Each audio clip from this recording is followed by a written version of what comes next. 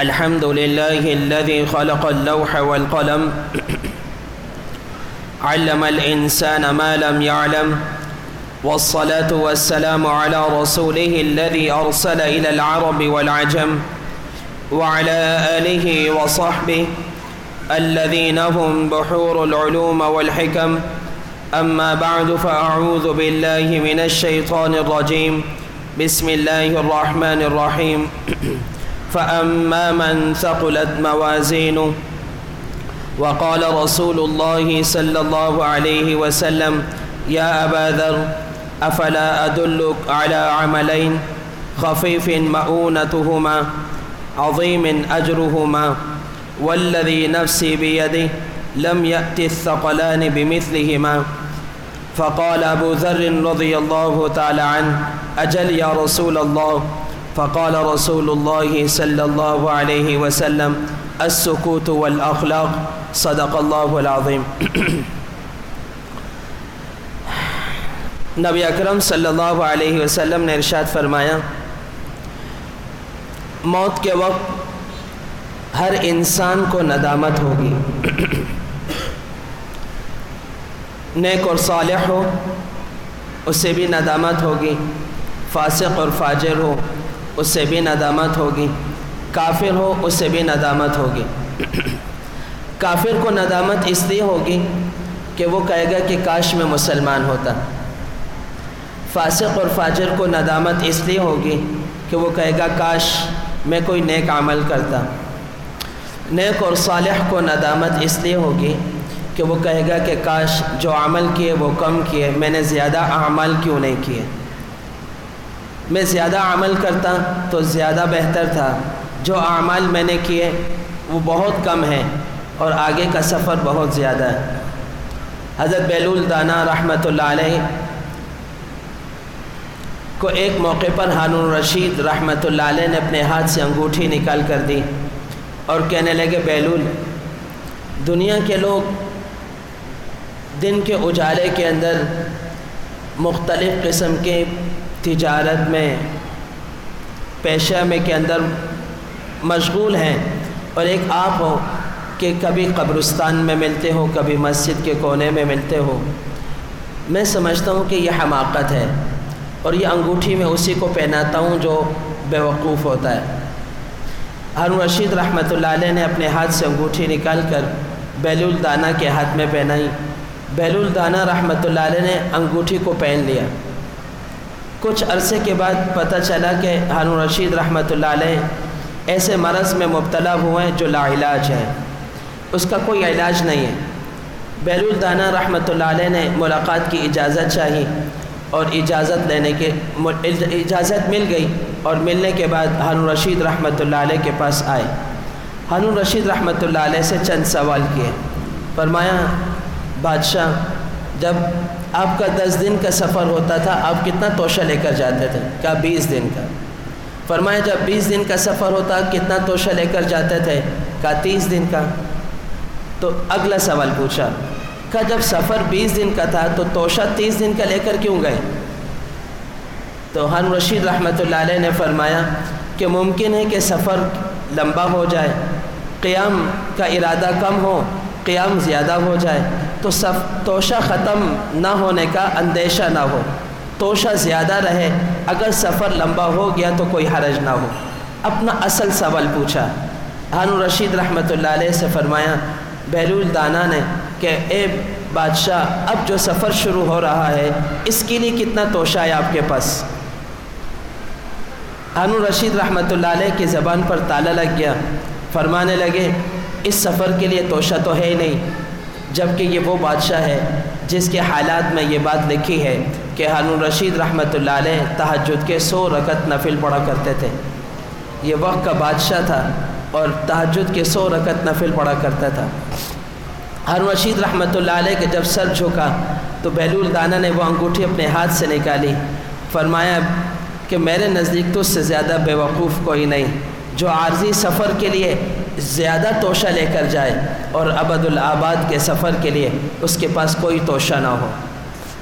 ابو بکر صدیق رضی اللہ تعالیٰ عنہ سے حافظ ابن حجر عسقلانی رحمۃ اللہ علیہ ایک عجب تفسیر نقل کرتے ہیں ظہر الفساد فی البر والبحر کے تحت۔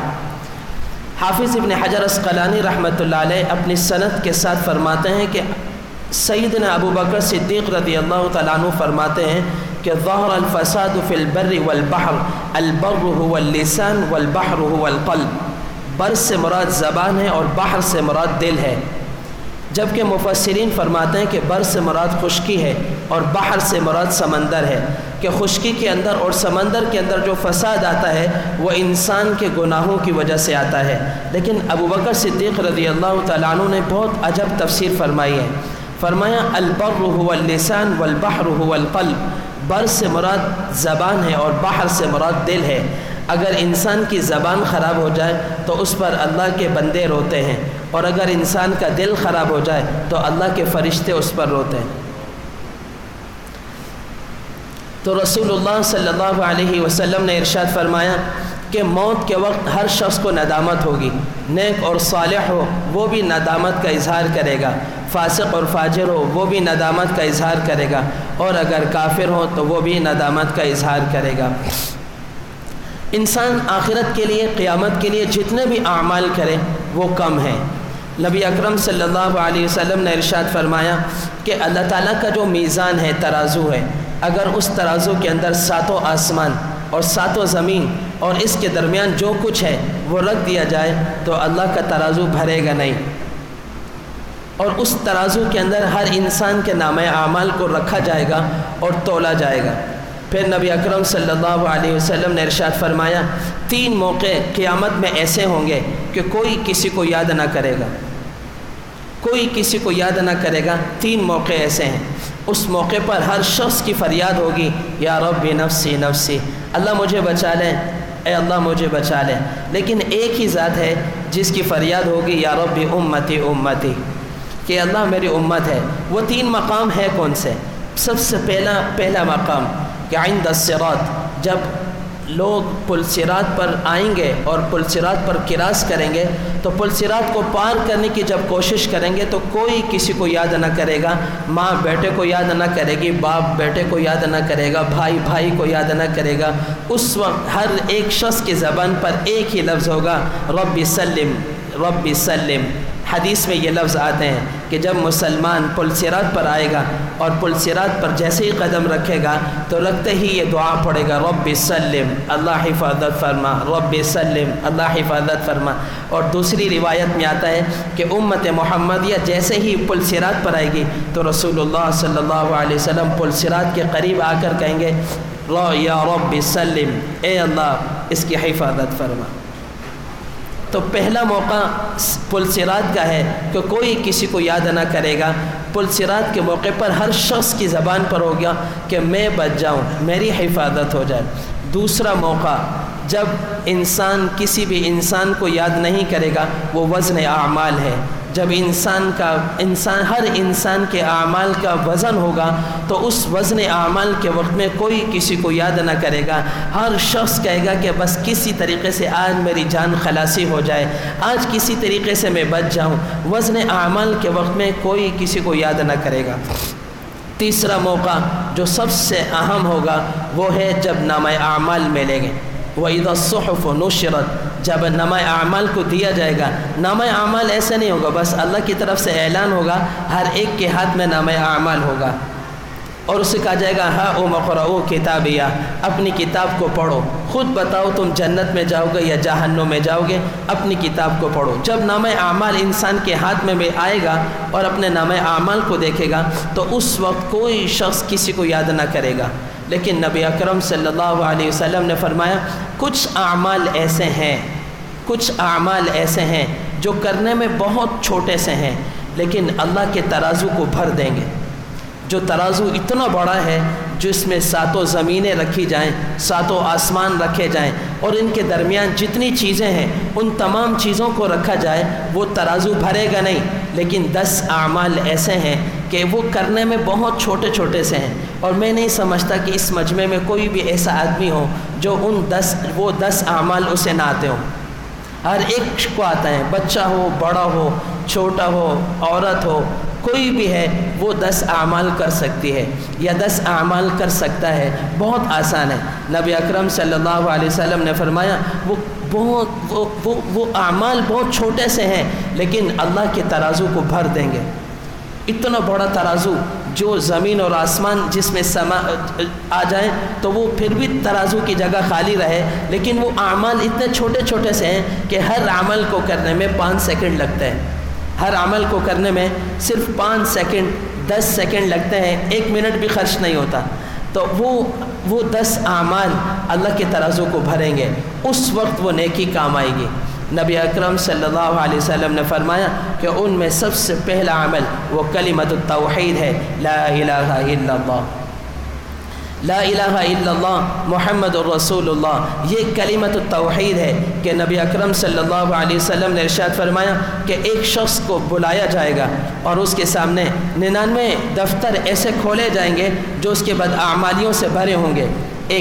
دوسری بات کہ وہ اتنے بڑے ہوں گے جہاں تک اس کی نظر جائے گی ایک دفتر اتنا بڑا ہوگا، تو 99 دفتر اس کے سامنے کھولے جائیں گے اور ہر دفتر اس کی بداعمالی سے بھرا ہوا ہوگا، تو اللہ تعالیٰ 2 سوال پوچھیں گے۔ ایسا کوئی گناہ جو کرامن کاتبین نے لکھ دیا ہو تم نے نہ کیا ہو؟ کہے گا لا یا رب، نہیں ہے اللہ، ایسی بات نہیں ہے، ہر گناہ کیا ہے۔ دوسرا سوال اللہ پوچھیں گے اس آدمی سے، کوئی حیلہ، کوئی عذر، ان گناہوں کے کرنے پر کوئی عذر تیرے پاس ہے؟ وہ کہے گا نہیں اللہ، جو کچھ لکھا سچ لکھا، اور یہ گناہ اپنی مرضی سے کیے، اپنی نفسانی خواہشات کی وجہ سے کیے، کوئی عذر نہیں ہے۔ تو اللہ تعالیٰ فرمائیں گے آج تیرے ساتھ انصاف کیا جائے گا، تیرے ساتھ ظلم نہیں کیا جائے گا۔ وہ حیران ہوگا کہ میرے ساتھ انصاف ہوگا۔ اللہ تعالیٰ فرمائیں گے ہاں، دنیا میں بھی ہم نے تیرے گناہوں کو چھپایا تھا اور آج بھی ہم تیرے ساتھ انصاف کریں گے۔ ایک چھوٹی سی بطاقہ اس کو دیا جائے گا، وہ بطاقے کو دیکھے گا، حیران ہوگا، کہے گا اللہ اتنا چھوٹا سا بطاقہ، یہ 99 اتنے بڑے بڑے دفتر ہیں 99 اور وہ برائیوں سے بھرے ہوئے ہیں، وہ ایک پلڑے میں ہے، یہ ایک چھوٹا سا بطاقہ ہے، یہ پلڑے میں آئے گا، یہ کیا وزن کرے گا؟ اللہ فرمائیں گے جاؤ اس کو وزن کراؤ، آج تمہارے ساتھ ظلم نہیں کیا جائے گا۔ جب وہ پلڑے میں رکھے گا تو وہ ہبا منصورہ بن کر اڑ جائیں گے، 99 دفتر جو ہیں وہ ہبا منصورہ بن کر اڑ جائیں گے۔ اس بطاقہ میں لکھا کیا ہوگا؟ اس بطاقہ میں ایک دفعہ اخلاص سے پڑھا ہوا لا الہ الا اللہ محمد الرسول اللہ لکھا ہوگا۔ محدثین نے اس حدیث کے تحت 2 جملے لکھے ہیں، اس کی شرح میں 2 باتیں لکھی ہیں۔ ایک بات تو یہ لکھی ہے، فرمایا کہ یہ وہ شخص ہے جس نے اپنی زندگی کفر میں گزاری اور پھر اخلاص کے ساتھ مسلمان ہو گیا اور لا الہ الا اللہ پڑھی۔ دوسری پھر یہ میں اور میرے لیے اور آپ کے لیے تو نہیں ہوا، یہ تو کافر کے لیے ہوا، لیکن دوسری شرح میرے اور آپ کے لیے ہے کہ اپنی گناہوں کی زندگی سے عاجز ہوا، اپنی گناہوں کی زندگی سے تھکا۔ جب اپنی گناہوں کی زندگی سے عاجز ہوا اور تھکا، پھر اخلاص کے ساتھ اس کے دل سے نکلا لا الہ الا اللہ، اللہ بس تھک گیا، اب گناہ نہیں کروں گا، اب تجھ سے توبہ کرتا ہوں اور اخلاص کے ساتھ کلمہ پڑھتا ہوں۔ تو فرمایا یہ مسلمان ہے جو اپنے گناہوں سے تھک جاتا ہے اور عاجز ہو جاتا ہے اور اخلاص کے ساتھ پھر کلمہ پڑھتا ہے۔ یہ اخلاص کا پڑھا ہوا کلمہ اسے قیامت کے دن وزن اعمال میں بہت کام دے گا اور اس کے وہ وزن کو بھر دے گا اور اس کے ترازو کو بھر دے گا، اور یہ اتنا جو 99 دفتر جو اس کی برائیوں سے بھرے ہوں گے یہ ہباء منصورہ بن کر اڑ جائیں گے۔ یہ پہلی چیز۔ اور کلمۃ التوحید تو وہ چیز ہے جس کے لیے اللہ تعالیٰ نے انبیاء کو بھیجا، انبیاء نے مشقتوں کو اٹھایا، ماروں کو کھایا اسی کلمے کی وجہ سے۔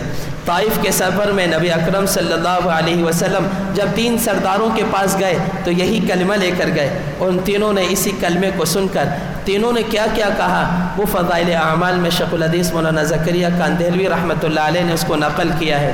جب شریر بچوں کو آپ کے پیچھے لگایا اور انہوں نے پتھر مارے اور خون جسم سے نکلنے کے بعد جب ایک جگہ اطمینان ہوا تو وہ دعا جو آپ صلی اللہ علیہ وسلم نے مانگی ہے وہ دعا بڑی عجب ہے، اور سب سے پہلے یہ جملہ کہا اے اللہ تیرے اس نور چہرے کے نور کے طفیل مانگتا ہوں، اگر آپ مجھ سے راضی ہیں تو مجھے کوئی پرواہ نہیں ہے، اور اگر آپ راضی نہیں ہیں تو آپ کو راضی کرنا بہت ضروری ہے۔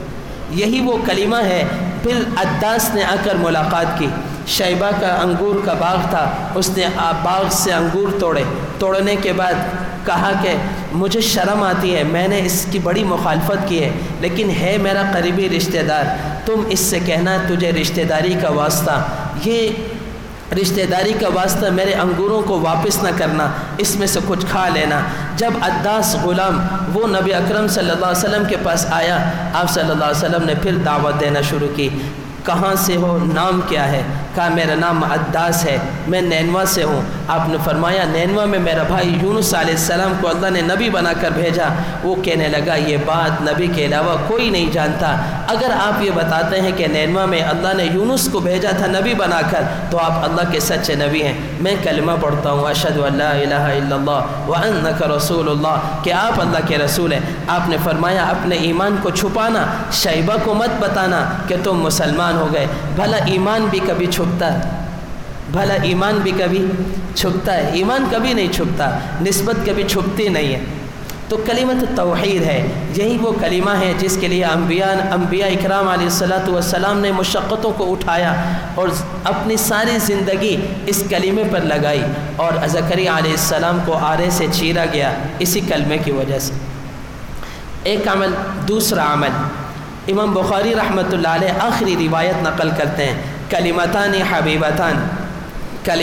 حبیبتان الی الرحمن، دو کلمہ ہیں جو اللہ کو بہت زیادہ محبوب ہیں، ثقیلتان فی المیزان، اور میزان کے اندر بہت زیادہ بھاری ہیں، سبحان اللہ و بحمدہ سبحان اللہ العظیم، کہ یہ آپ صلی اللہ علیہ وسلم نے فرمایا کہ سبحان اللہ و بحمدہ سبحان اللہ العظیم کا ورد کیا کرو۔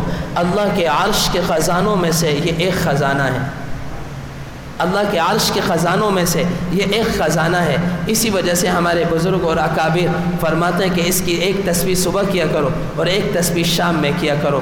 یہ کہنے میں دو کلمے ہیں کہ سبحان اللہ و بحمدہ سبحان اللہ العظیم، بہت آسان، بہت ہی آسان ہے زبان پر، لیکن انسان کے ترازو کو، نیکی کے ترازو کو، نیکی کے پلڑے کو قیامت کے دن بھر دے گا، جس سے ساتوں زمین اور ساتوں آسمان بھرے نہیں جاتے۔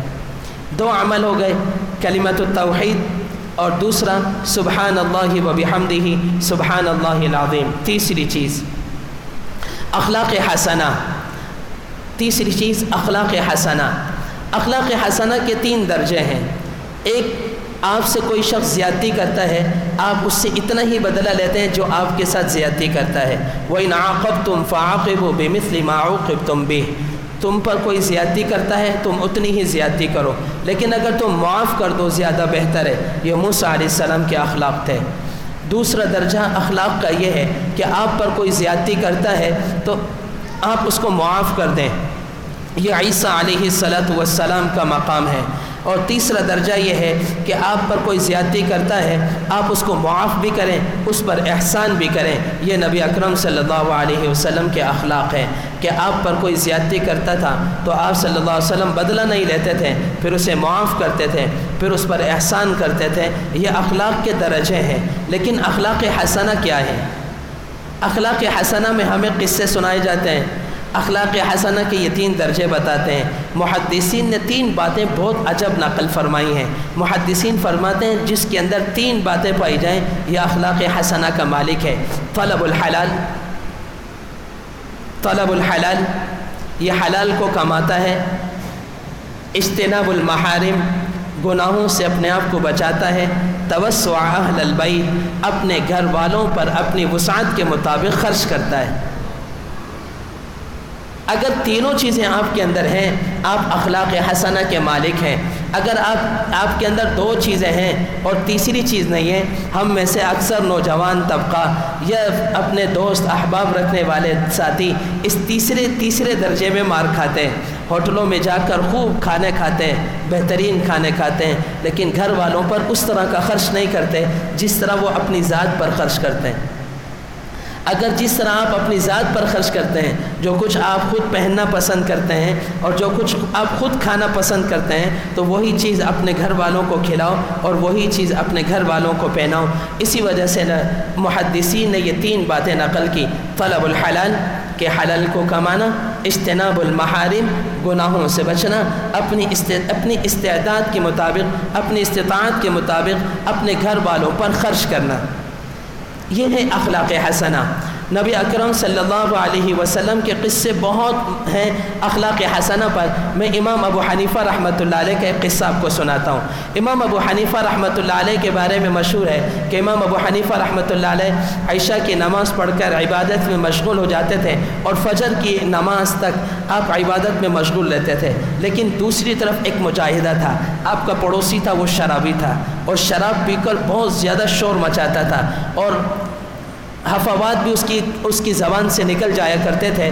تو امام ابو حنیفہ رحمۃ اللہ علیہ نے کبھی اس سے نہیں کہا کہ یہ کیوں حفوات کہتا ہے اور کیوں شور مچاتا ہے۔ عجب، ایک دن ایسا ہوا کہ ایک دن شور کی آواز نہیں آئی۔ امام صاحب رحمۃ اللہ علیہ کو پریشانی ہوئی کہ میرا پڑوسی ہے، شراب پیتا ہے اور شراب پی کر شور مچاتا ہے، آج نہ اس نے شور مچایا نہ اس نے حفوات کہیں، کچھ بھی نہیں کیا، آج اس کو کیا ہوا؟ فجر کا انتظار کیا۔ فجر کے بعد امام صاحب رحمۃ اللہ علیہ نے دروازے پر دستک دی۔ جب دستک دی تو گھر کے لوگ باہر آئے تو پوچھا کہ وہ نوجوان جو شراب کے نشے میں دھت ہو جاتا تھا، پھر اس کی زبان سے حفوات نکلتے تھے اور وہ شور مچاتا تھا، وہ نوجوان آج اس کے شور کی آواز سنائی نہیں دی۔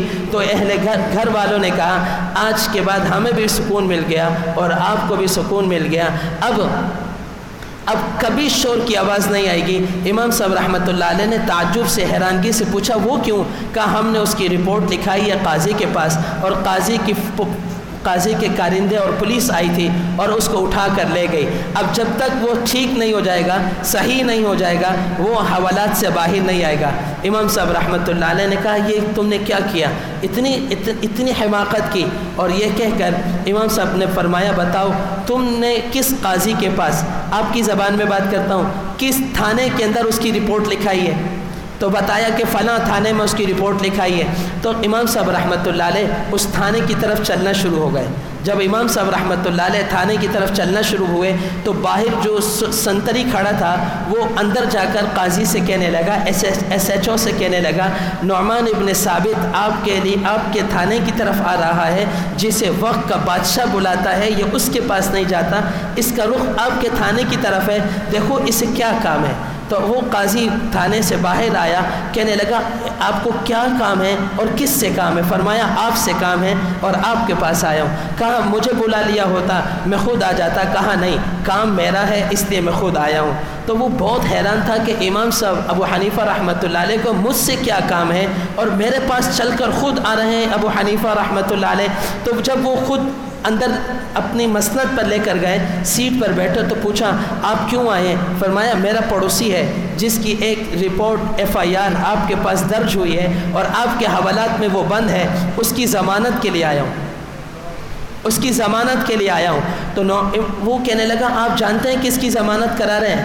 کہنے لگے شخصی ضمانت دے رہا ہوں، اگر وہ آئندہ شراب پیے گا تو آپ مجھے گرفتار کریں۔ تو امام ابو حنیفہ رحمۃ اللہ علیہ کی اس بات کو سن کر وہ حیرانگی سے کہنے لگا آپ کس شخص کی ضمانت لے رہے ہیں یہ آپ جانتے ہیں؟ ایسے شخص کی جس کی رپورٹ خود اس کے گھر والوں نے پریشان ہو کر تنگ ہو کر لکھوائی ہے اور آپ اس کی شخصی ضمانت لے رہے ہیں؟ کہا ہاں میں اس کی شخصی ضمانت لے رہا ہوں۔ کہا اچھا آپ جائیے میں اس کو بھیج دوں گا۔ کہا نہیں اس کو بلائیں، میں اپنے ساتھ لے کر جاؤں گا، اس کو بلائیں اپنے ساتھ لے کر جاؤں گا۔ امام صاحب رحمۃ اللہ علیہ نے اس کے آنے کا انتظار کیا۔ جب وہ آیا تو امام صاحب کو دیکھ کر وہ شرمندہ ہوا۔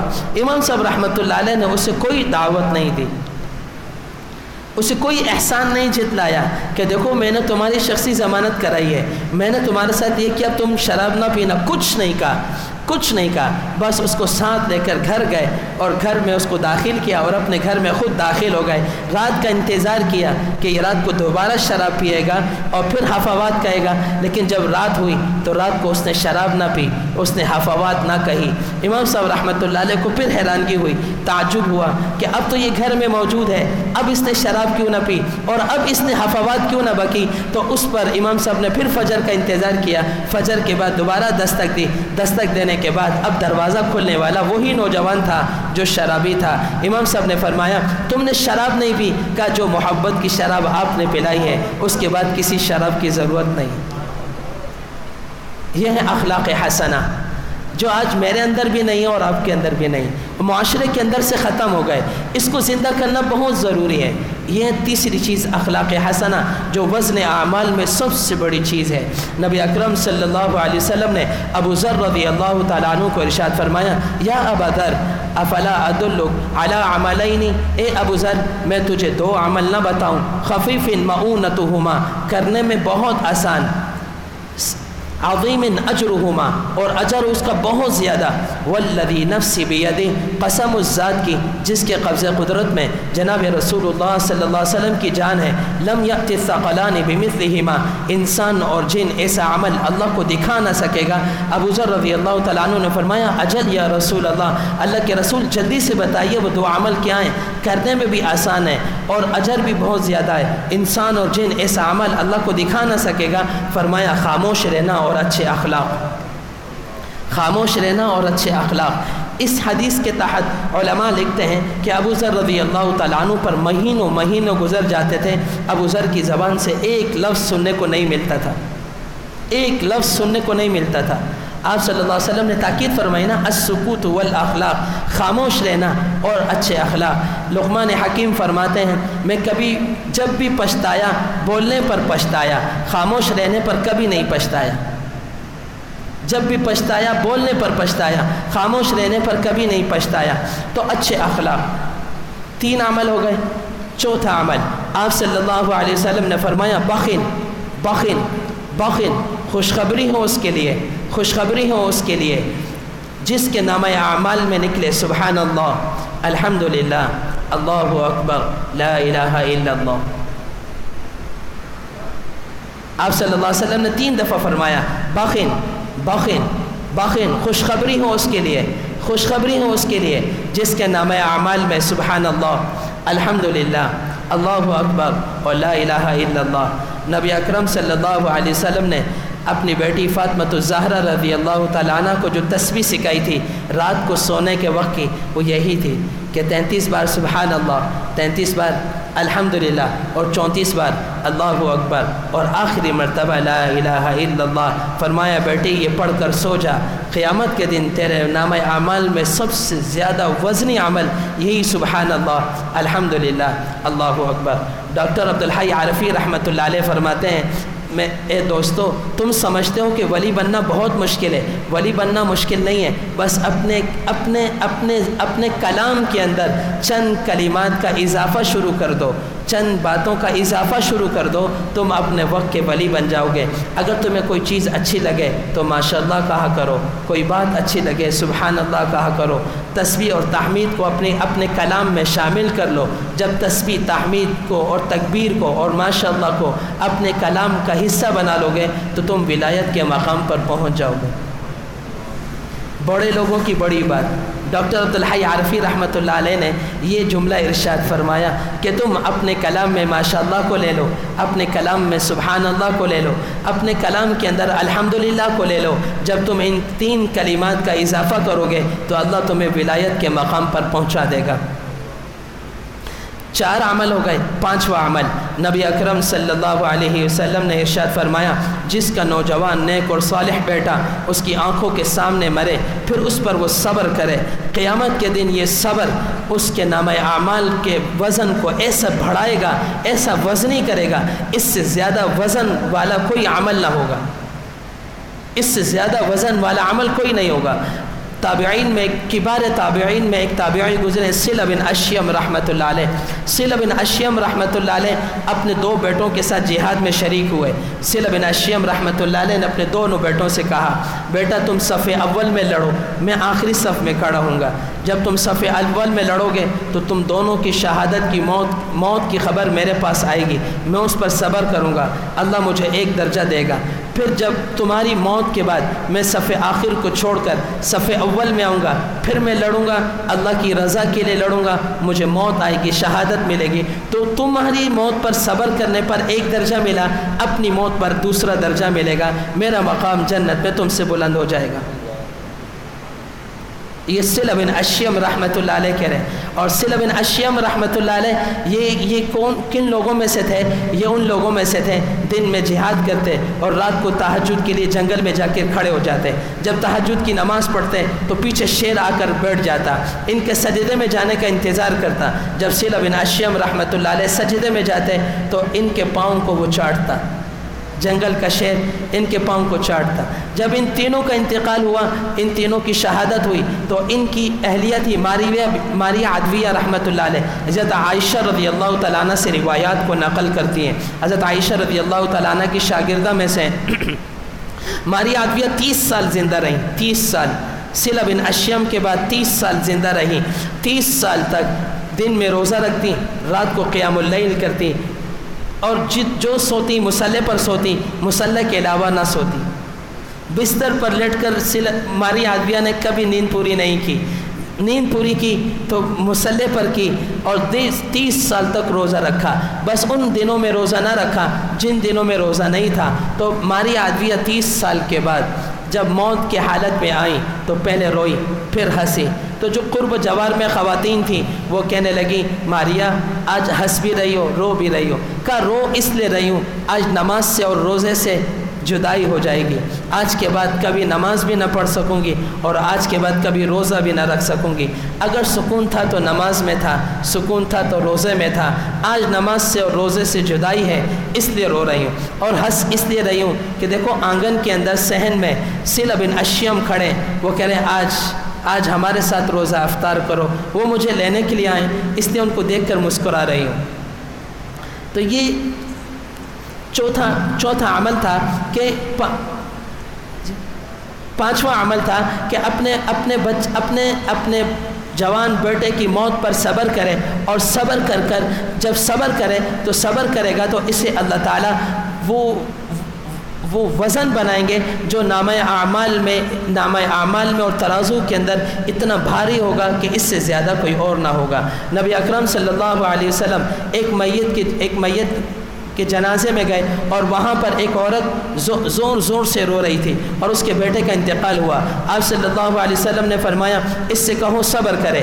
تو اس نے پلٹ کر کہا اس کا بیٹا نہیں مرا, اس لیے یہ مجھے کہہ رہا ہے کہ صبر کرو. اگر اس کا بیٹا مرتا تو اسے احساس ہوتا کہ پھر میں اس سے پوچھتی کہ زور سے رونا بہتر ہے یا نہیں. اس سے کہا اللہ کی بندی, وہ اللہ کا رسول ہے, جناب رسول اللہ صلی اللہ علیہ وسلم ہے, اور وہ تم سے کہہ رہے ہیں کہ صبر کرو. تو اس نے کہا اب میں صبر کرتی ہوں. تو آپ صلی اللہ علیہ وسلم نے فرمایا انما الصبر عند الصدمۃ الاولى, کہ صبر تو اس وقت ہے جب انسان کو پہلی مرتبہ صدمہ لگے. صدمہ لگتے ہی وہ صبر کرے, یہ نامہ اعمال میں وزن بنے گا. لیکن اگر انسان نے خوب رویا دھویا اور رونے دھونے کے بعد کہا اب میں صبر کرتا ہوں, یہ صبر نہیں. تو 5 عمل ہو گئے. اس پر مجھے شعر یاد آ رہا ہے. ہارون رشید رحمۃ اللہ علیہ کے بیٹا تھا چھوٹا, جس کا نام تاریخ میں نہیں آتا. 2 بیٹوں کا نام تو آتا ہے, امین الرشید, یہ حسنی بھی تھا اور حسینی بھی تھا. یہ ملکہ زبیدہ کا اپنا بیٹا تھا. یہ حسنی بھی تھا حسینی بھی تھا. مامون الرشید یہ زبیدہ کا بیٹا نہیں تھا, یہ ہارون الرشید کا بیٹا تھا, باندی کا بیٹا تھا. جب امین الرشید قتل ہوا تو ملکہ زبیدہ نے کہا افسوس ہے اس وقت پر جب میں نے ہارون الرشید کو شرط لگائی اور ہارون الرشید اپنے شرط پہ ہارا تھا اور یہ اس سے پیدا ہوا. تو اس پر طعن کیا مامون الرشید پر ملکہ زبیدہ نے. تیسرا بیٹا چھوٹا تھا جو 18 سال کی عمر میں بھی اپنے ولایت کے اعلیٰ مقام پر تھا, جسے شیخ الحدیث صاحب رحمۃ اللہ علیہ نے فضائل صدقات میں نقل کیا. اپنے باپ کے دربار میں جب آیا تو سادہ سا امامہ تھا, سادہ سا کرتا تھا اور تہمت اس نے پہنی تھی. اور جب دربار میں آ رہا تھا تو وزراء نے اس پر طعن کیا کہ اتنا بڑا شہزادہ ہے اور سادہ سی زندگی گزارتا ہے. تو ہارون رشید رحمۃ اللہ علیہ کو سب سے زیادہ محبت اپنے اس بیٹے کے ساتھ تھی. اپنے بیٹے سے محبت کی وجہ سے ایک کونے میں لے کر گئے, کہا بیٹا, خلوت میں کہنے لگے بیٹا تیرا باپ اتنا بڑا بادشاہ ہے, اس کی بادشاہ سے کوئی نفع اٹھا, اگر نفع نہیں اٹھاتا تو میرا بیٹا اس طرح کی زندگی گزار کہ تیرے لیے آسانی ہو. تو ہارون رشید رحمۃ اللہ علیہ کو رخصت کیا. جب رخصت کیا تو ایک شعر پڑھا, یا صاحبی لا تغتر بتنعم فالعمر ينفد والنعيم يزول اذا حملت الى القبور جنازة فاعلم بانك بعدها محمول. اے میرے دوست, یا صاحبی لا تغتر بتنعم, اے میرے دوست دنیا کی نعمتوں سے دھوکے میں نہ پڑ. فالعمر ينفد والنعيم يزول. عمر ختم ہو رہی ہے، نعمتوں کا زوال ہے. اذا حملت الى القبور جنازة، جب تو کسی جنازے کو کندھا دے، فاعلم بانك بعدها محمول. پھر آج تو کسی کے جنازے کو کندھا دے رہا ہے، کل تیرے جنازے کو کوئی کندھا دے گا. جب اس کی موت کی خبر ہارون رشید کے پاس ابو عامر بصری رحمۃ اللہ علیہ لے کر آئے تو ابو عامر بصری سے فرمایا کہ خلوت میں جب میں جاؤں گا پھر مجھے میرے بیٹے کے حالات سنانا. جب بیٹے کے حالات سنائے تو کہا یہ میری راحت کا باعث تھا، میرے سکون کا باعث تھا. میرے بیٹے تو نے وہ زہر کا پیالہ پیا ہے جو عن قریب بڑھاپے میں تیرا باپ بھی پیے گا. یہ 5 اعمال ہو گئے. چھٹا عمل صدقہ دینا. نبی اکرم صلی اللہ علیہ وسلم نے فرمایا صدقہ دو اگرچہ وہ کھجور کے برابر ہی کیوں نہ ہو. صدقہ دو کھجور کے برابر ہی کیوں نہ ہو. اگر کھجور کے برابر تم صدقہ دیتے ہو تو اللہ اس سے اپنے دانے ہاتھ میں لیتا ہے. جب دانے ہاتھ میں اللہ اس سے لیتا ہے تو اس کو بڑھاتا ہے، اتنا بڑھاتا ہے کہ آپ صلی اللہ علیہ وسلم نے فرمایا احد پہاڑ کے برابر اللہ اس کو بڑھا دیتا ہے. ایک کھجور کے برابر صدقہ کرنے میں کتنی دیر لگتی ہے. حافظ ابن حجر اسقلانی رحمۃ اللہ علیہ نے عجب بات نقل کی ہے باب الثلاثی میں. ابن حجر اسقلانی فرماتے ہیں ہر جمعے کو صدقہ دیا کرو اگرچہ 1 درہم 1 روپیہ کیوں نہ ہو. اور ہر جمعے کے دن اگر تمہارے ماں باپ میں سے دونوں یا دونوں میں سے کوئی ایک دنیا سے رخصت ہو جائے اس کے مقبرے پر جا کر حاضری دیا کرو. ان کے مقبرے پر جا کر حاضری دیا کرو اور ان کے لیے دعائے مغفرت کیا کرو. ابن حجر اسقلانی رحمۃ اللہ علیہ نے اس بات کو باب الثلاثی میں نقل کیا ہے. تو اگر آپ روزانہ صدقہ نہیں دے سکتے تو جمعے کے دن لازمی صدقہ دیا کریں. اور اگر اللہ نے آپ کو اولاد عطا فرمائی ہے تو خود بھی صدقہ دیں تو بہتر یہ ہے کہ اپنے بچے کے ہاتھ میں دے کر بچے کے ہاتھ سے صدقہ دلائیں، بچے کے ہاتھ سے فقیر کو دلائیں. اگر آپ بچے کے ہاتھ سے فقیر کو دلائیں گے تو بچے میں سخاوت پیدا ہوگی، بچے میں سخاوت پیدا ہوگی. اس سے یہ بات ذہن نشین ہوگی کہ میرے باپ نے مجھ سے یہ عمل کرایا تھا، یہ بہت بڑا عمل ہے جو میرا باپ اپنی نگرانی میں کراتا تھا اور مجھے پیسے دیتا تھا اور کہتا تھا بیٹا فقیر کو دو. ہاں ایسی جگہ دیا کرو جہاں بدلہ کی کوئی امید نہ ہو. ایسے شخص کو دیا کرو یا اس انداز میں دیا کرو کہ بدلے کی امید نہ ہو. اگر آپ نے ایسی جگہ دیا کہ آپ کو بدلے کی امید ہے یہ صدقہ پھر قابل قبول نہیں. بدلے کی امید نہ رکھنا. بس قول معروف وخیر من صدقۃ یتبعها اذی.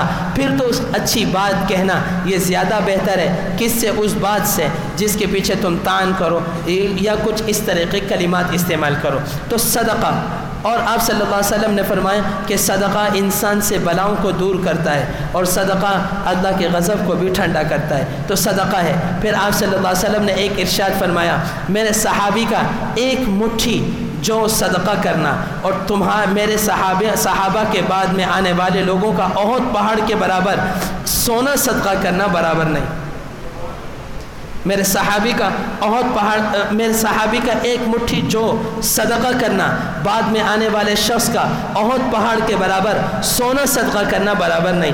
اس کی شرح میں محدثین نے ایک جملہ لکھا اس لیے کہ صحابی کے اخلاص کو کوئی نہیں پہنچ سکتا.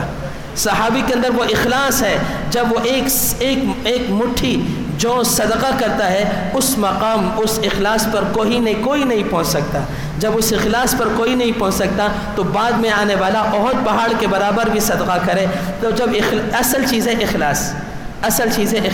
اسی وجہ سے فرمایا جب تم صدقہ دیتے ہو اللہ اسے سیدھے ہاتھ میں لیتا ہے اور لینے کے بعد اس کو بڑھاتا ہے، اتنا بڑھاتا ہے کہ اس کو احد پہاڑ کے برابر کر دے گا. اور قیامت کے دن جب اس صدقے کو لے کر آئے گا تو وہ کہے گا اللہ میں نے اتنی بڑی نیکی اپنے زندگی میں کبھی نہیں کی، میں نے اتنی بڑی نیکی اپنی زندگی میں کبھی نہیں کی. اللہ تعالیٰ فرمائیں گے ہاں یہ وہ صدقہ تھا جو تم نے اخلاص کے ساتھ دیا تھا، ہم نے اسے اپنے سیدھے ہاتھ میں لیا اور پھر ہم اسے پالتے رہے اور آج تک ہم اسے پالتے رہے اور یہ اتنا بڑا ہو گیا جیسے تم کہہ رہے ہو کہ ہم نے نہیں کیا اسے ہم نے پالا ہے. یہ تمہارے اخلاص کی برکت ہے. اسی وجہ سے فرمایا اخلاص ہے، نیت ہے. ہر نیک کام میں اپنی نیت کو ٹٹولو کہ یہ نیت خالص اللہ کے لیے ہے یا نہیں. ہر کام کو اللہ کے لیے کرو.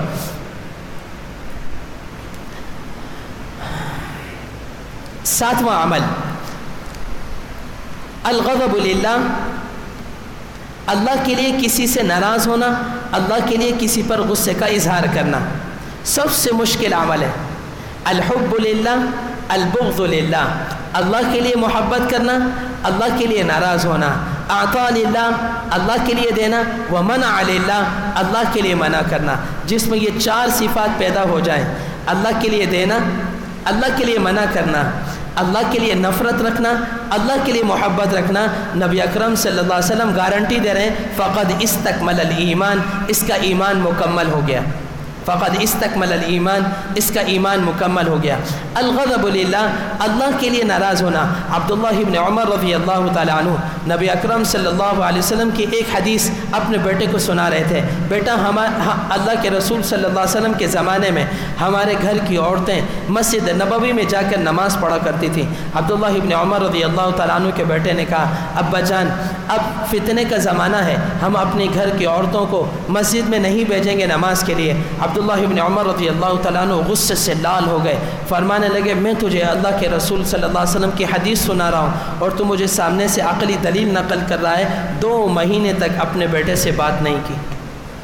عبداللہ ابن عمر رضی اللہ تعالیٰ عنہ نے 2 مہینے تک اپنے بیٹے سے بات نہیں کی، اس بات پر کہ میں تجھے اللہ کے رسول صلی اللہ علیہ وسلم کی حدیث سنا رہا ہوں اور تو سامنے سے مجھے عقلی دلیل نقل کر رہا ہے کہ فتنے کا زمانہ ہے اور فتنے کا زمانہ ظاہر ہو گیا، ہم اب اپنی عورتوں کو مسجد میں نماز کے لیے نہیں بھیجیں گے، میں تجھے اللہ کے رسول صلی اللہ علیہ وسلم کی جب حدیث سنا رہا ہوں اس حدیث کو سن، اور سننے کے بعد پھر خاموش رہے، آگے سے کوئی حجت بازی نہ کر۔ الغضب للہ، ناراض ہونا ہے اللہ کے لیے ہو، اور محبت کرنی ہے اللہ کے لیے۔ ایک صحابی آئے اور آ کر کہنے لگے انا احبک یا رسول اللہ، اللہ کے رسول میں آپ سے محبت کرتا ہوں۔ تو آپ صلی اللہ علیہ وسلم نے فرمایا یہ کیا کہہ رہا ہے، یہ کیا کہہ رہا ہے؟ اس نے کہا، پھر کہا انا احبک یا رسول اللہ، اللہ کے رسول میں آپ سے محبت کر رہا ہوں۔ آپ نے کہا کیا کہتے ہو؟ کہا انا احبک یا رسول اللہ، اللہ کے رسول میں آپ سے محبت کرتا ہوں۔ تو آپ نے فرمایا پھر تیار ہو جاؤ آزمائشوں کے لیے، پھر تیار ہو جاؤ آزمائشوں کے لیے۔ آزمائشیں تم پر ایسے ہی آئیں گی جیسے تسبیح ٹوٹتی ہے اور اس کے دانے یک کے بعد دیگرے آتے ہیں، تو اس پر اسی طرح آزمائشیں آتی ہیں۔ تو الحب للہ، اللہ کے لیے محبت کرنا۔ 1.25 لاکھ صحابہ میں ایک صحابی ہے جسے اللہ کے رسول صلی اللہ علیہ وسلم نے ارشاد فرمایا انا احبک یا معاذ، اے معاذ اللہ کے رسول تجھ سے محبت کرتا ہے۔ 1.25 لاکھ صحابہ میں یہ ایک واحد صحابی ہے جسے اللہ کے رسول صلی اللہ علیہ وسلم نے فرمایا انا احبک یا معاذ، اے معاذ میں تجھ سے محبت کرتا ہوں۔ اور 1.25 لاکھ صحابہ میں ایک ہی صحابی ہے حضرت سعد رضی اللہ تعالیٰ عنہ، جسے اللہ کے رسول صلی اللہ علیہ وسلم نے احد کے میدان میں فرمایا ارمی یا سعد فداک ابی و امی، اے سعد تیر چلا میرے ماں باپ تجھ پہ قربان۔ صحابہ آ کر اپنے بچوں کو، اپنے گھر والوں کو قربان کرتے تھے اللہ کے رسول صلی اللہ علیہ وسلم پر، اور اللہ کے رسول صلی اللہ علیہ وسلم سعد کو فرما رہے ارمی یا سعد فداک ابی و امی، سعد تیر چلا میرے ماں باپ تجھ پہ قربان۔ اور 1.25 لاکھ صحابہ میں معاذ بن جبل رضی اللہ تعالیٰ عنہ ہیں جن کو آپ صلی اللہ علیہ وسلم نے فرمایا انا احبک یا معاذ، اے معاذ تجھ سے اللہ کا رسول پیار کرتا ہے، محبت کرتا ہے۔ پھر محبت اس انداز میں کی کہ آپ صلی اللہ علیہ وسلم نے جب ان کو یمن کا گورنر بنایا تو بہت سے لوگوں کو بڑے بڑے عہدوں سے نوازا، آپ نے مسجد نبوی سے رخصت کیا، مسجد نبوی کے دروازے سے رخصت کیا۔ معاذ بن جبل کو جب رخصت کرنے کا وقت آیا، اللہ کے رسول صلی اللہ علیہ وسلم 9 میل پیدل چلے، 9 میل پیدل چلے۔ معاذ بن جبل کو سواری پہ سوار کرایا اور آپ نے لگام کو پکڑا، اور پکڑنے کے بعد آپ صلی اللہ علیہ وسلم پیادہ چل رہے، معاذ بن جبل رضی اللہ تعالیٰ عنہ سواری پہ سوار ہے۔ جہاں سے یمن کا گنجان راستہ شروع ہوتا تھا، جنگل شروع ہوتا تھا، آپ نے وہاں پر لگام کو کھینچا، اور کھینچنے کے بعد ایک جملہ ارشاد فرمایا تمر بقبری ومسجدی هذا یا معاذ، کیونکہ محبت بہت زیادہ تھی تو محبت کی وجہ سے فرمایا تمر بقبری ومسجدی هذا یا معاذ، اے معاذ اب جب تو واپس آئے گا مجھ سے ملاقات نہیں کرے گا، میری تیری آخری ملاقات۔ میری تیری آخری ملاقات ہے، تو میری مسجد کو دیکھے گا، میری قبر کو دیکھے گا، مجھے نہ دیکھے گا۔ فبکا معاذ جشعا لفراق رسول اللہ صلی اللہ علیہ وسلم، معاذ بن جبل رضی اللہ تعالیٰ عنہ ہچکی مار مار کر، جشع کہتے ہیں ہچکی مار کے رونے کو، فبکا معاذ جشعا لفراق رسول اللہ صلی اللہ علیہ وسلم، معاذ بن جبل رضی اللہ تعالیٰ عنہ ہچکی مار کر رونے لگے۔ فاقبل بوجهه نحو المدینہ، آپ صلی اللہ علیہ وسلم نے اپنے چہرے کو مدینے کی طرف پھیرا اور پھر اپنے آپ کو سنبھالا، کیونکہ آپ بھی رو رہے تھے اس لیے آپ نے اپنے چہرے کو پھیرا۔ اگر آپ کے آنکھوں سے آنسو نہ بہتے تو آپ اپنے چہرے کو نہ پھیرتے۔ محبت تھی، جدا ہو رہے تھے، پھر آخری ملاقات تھی، الفاظ بھی ایسے تھے، تو آپ نے فرمایا آخری ملاقات ہے، آنکھوں سے آنسو بہ رہے تھے، معاذ بن جبل زور زور سے رو رہے تھے، تو اپنے چہرے کو مدینے کی طرف پھیرا، پھیرنے کے بعد اپنے آپ کو سنبھالا، سنبھالنے کے بعد فرمایا یا معاذ ان اول الناس بی المتقون من کانوا حیث کانوا، معاذ قیامت کے دن میرے قریب سب سے زیادہ تقوی والے ہوں گے، جہاں بھی ہوں، کہیں کے بھی ہوں، کہیں بھی رہتے ہوں، کسی بھی خاندان سے ہوں اور کہیں بھی رہتے ہوں، وہ میرے قریب ہوں گے اگر تقوی والے۔ تو الحب للہ، اللہ کے لیے محبت کرنا، الغضب للہ، اللہ کے لیے ناراض ہونا، المنع للہ، اللہ کے لیے کسی کو منع کرنا، اور اعطا للہ، اللہ کے لیے دینا۔ جس کو جو کچھ بھی دیتے ہو اللہ کے لیے دو، منع کرتے ہو اللہ کے لیے کرو، جو کچھ بھی کرنا ہے۔ بشر حافی رحمۃ اللہ علیہ کبار اولیاء میں سے تھے۔ امام احمد ابن حنبل رحمۃ اللہ علیہ کا زمانہ، حضرت بشر حافی رحمۃ اللہ علیہ کا زمانہ ایک ہی ہے۔ بشر حافی کا جب انتقال ہوا، امام احمد ابن حنبل نے جنازہ نہیں پڑھا، امام احمد ابن حنبل رحمۃ اللہ علیہ جنازے میں تشریف نہیں لائے۔ جنازہ ختم ہونے کے بعد، دفن ہونے کے بعد لوگوں نے امام احمد ابن حنبل سے فرمایا حضرت اتنا بڑا وقت کا ولی بشر حافی انتقال کر گیا اور آپ جنازے میں تشریف نہیں لائے۔ فرمایا ہاں، جب جنازے کا وقت قریب تھا تو بار بار دل میں آ رہا تھا کہ مجھے بشر حافی کے جنازے میں جانا چاہیے، اگر نہیں گیا تو لوگ علماء محدثین کیا کہیں گے، بس دل میں یہ نہیں آ رہا تھا کہ اللہ کیا کہے گا، دل میں یہ آ رہا تھا کہ علماء محدثین کیا کہیں گے، تو جنازہ اللہ کے لیے پڑھنے کا دل میں خیال نہیں آ رہا تھا، اس لیے بشر حافی کے جنازے میں نہیں آیا۔ حضرت تھانوی رحمۃ اللہ علیہ کی ملاقات ایسے فلسفی لوگوں سے ہوئی جو فلسفے کے اندر بہت زیادہ ماہر تھے۔ حضرت تھانوی رحمۃ اللہ علیہ نے ان سے فرمایا میرے استاد ہیں شیخ الہند رحمۃ اللہ علیہ، میں جب تمہاری ملاقات ان سے کراؤں گا تو تم حیران ہوگے کہ وہ فلسفے کے اندر کتنے زیادہ ماہر ہیں۔ پھر شیخ الہند رحمۃ اللہ علیہ سے فرمایا حضرت کچھ صاحب معقول لوگ ہیں، فلسفے اور منطق کے ماہر لوگ ہیں، میں چاہتا ہوں آپ ان کے سامنے اپنا علم ظاہر کریں، ان کے سامنے بیان کریں۔ حضرت تھانوی رحمۃ اللہ علیہ فرماتے ہیں عجب معاملہ ہوا کہ حضرت شیخ الہند رحمۃ اللہ علیہ بیان فرما رہے تھے، جیسے ہی وہ لوگ آئے جو فلسفے کے ماہر تھے اور صاحب المعقول تھے، جیسے ہی وہ آئے شیخ الہند رحمۃ اللہ علیہ نے اسی وقت فرمایا وآخر دعوانا الحمدللہ رب العالمین، یہ کہہ کر اپنے بیان کو ختم کر دیا۔ حضرت تھانوی رحمۃ اللہ علیہ فرماتا ہے میں تو پریشان ہو گیا، بیان تو اب کرنا تھا اور اسی وقت پہ ختم کر دیا۔ جب مجلس ختم ہوئی تو حضرت تھانوی رحمۃ اللہ علیہ نے فرمایا حضرت جب وہ لوگ آئے آپ نے بیان ختم کر دیا۔ فرمایا جب وہ آئے تو میرے ذہن میں آیا کہ میں اب عقلی علوم کو کھولوں، ان کو پتہ چلے کہ علم کسے کہتے ہیں۔ بس دفاتن خیال آیا کہ بات تو اللہ کے لیے نہ ہوئی، بات تو ان کے لیے ہوئی کہ علم کو کھولنے کے لیے ہوئی کہ علم کسے کہتے ہیں، تو اس لیے میں نے اپنی بات کو ختم کر دیا۔ بات کرنی ہے اللہ کے لیے کرو، محبت کرنی ہے اللہ کے لیے کرو، ناراضگی ہے رکھنی ہے تو اللہ کے لیے کرو۔ یہ ہے آٹھواں عمل نہایت مختصر ہے، مومنین اور مومنات کے لیے دعا کرنا، صرف اتنا ہاتھ اٹھا کر کہنا اللہم اغفر للمؤمنین والمؤمنات، اللہ مومن مردوں کی بھی مغفرت فرما اور مومن عورتوں کی بھی مغفرت فرما۔ ہمارے اصحاب نقشبند حضرات یہ ہمیں ایک سبق دیتے ہیں، جب تمام اسباق مکمل ہو جاتے ہیں، تمام اسباق مکمل ہو جانے کے بعد پھر 27 مرتبہ ایک دن میں ربنا اغفر لی وللمؤمنین، ربنا اغفر لی ولوالدی وللمؤمنین یوم یقوم الحساب، اس کو کہتے ہیں کہ یہ 7 دفعہ پڑھیں، 27 دفعہ پڑھیں۔ عجب بات لکھی ہے اس آیت کے تحت، جو شخص اس آیت کو 27 مرتبہ پڑھتا ہے، 27 مرتبہ پڑھنے کے بعد پھر مومنین کی اس کو ایصال ثواب کرتا ہے کہ اللہ جتنے بھی مسلمان دنیا سے چلے گئے، مرد ہیں یا عورت ہیں، ان سب کی مغفرت فرما، اللہ اسے مستجاب الدعوات بناتا ہے۔ اللہ اسے مستجاب الدعوات بناتا ہے اس عمل کی وجہ سے کہ یہ اپنے مسلمان بھائیوں کے لیے دعا کرتا ہے۔ 8 عمل ہو گئے۔ 9واں عمل جنازہ پڑھنا۔ جنازہ کہ جنازہ اگر آپ کو موقع مل جائے کسی بھی مسلمان کا جنازہ پڑھنے کا، آپ کو کوئی دشواری نہیں ہے تو میرے بھائیوں آپ جنازہ نہ چھوڑنا، جنازے کو لازمی پڑھنا۔ اس لیے کہ جنازہ 2 قسم کا، یا تو آپ نے جنازہ پڑھا اس کی مغفرت ہو گئی، یا وہ اتنا نیک اور صالح ہے کہ اس کے جنازہ پڑھنے، آپ کے جنازہ پڑھنے سے آپ کی مغفرت ہو گئی۔ اللہ نے اس کی مغفرت کر دی تھی، آپ جنازہ پڑھنے کے لیے اللہ نے آپ کی مغفرت کر دی۔ تو جنازہ 2 قسم کا ہے، آپ کے جنازہ پڑھنے سے اس کی مغفرت ہوگی، یا وہ اللہ نے اس کی مغفرت کر دی تھی اور آپ جنازہ پڑھنے کے لیے آئے، آپ کی مغفرت ہو گئی۔ دونوں باتیں حدیث سے ملتی ہیں، تو اس لیے جنازے کو کبھی نہ چھوڑو۔ آخری عمل دعوت عامہ۔ آپ کے پاس جو خیر کی بات پہنچے، ایک بات ہی کیوں نہ ہو، آپ دعوت کی نیت سے دوسرے تک پہنچاؤ، دعوت کی نیت سے دوسرے کو۔ یہ 10 اعمال ہیں، قیامت کے دن یہ سب سے زیادہ وزنی ہے، اس سے زیادہ وزنی کوئی عمل نہ ہوں گے، یہ کرنے میں بہت آسان ہے۔